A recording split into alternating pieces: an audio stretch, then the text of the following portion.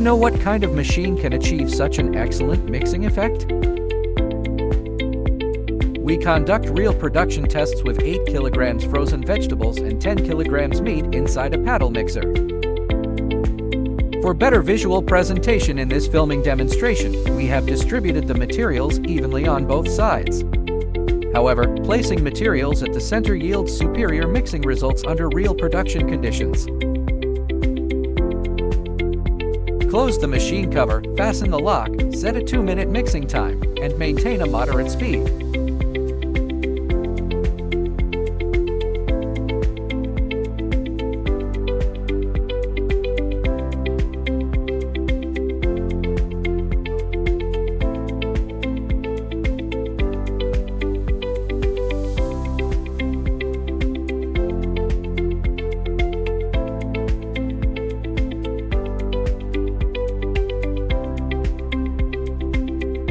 Once mixing finishes, you can clearly see vegetables and meat filling are blended uniformly. Gentle stirring protects raw materials. Stable performance makes it ideal for frozen food processing. When discharging this viscous material by opening the paddle, no clogging occurs.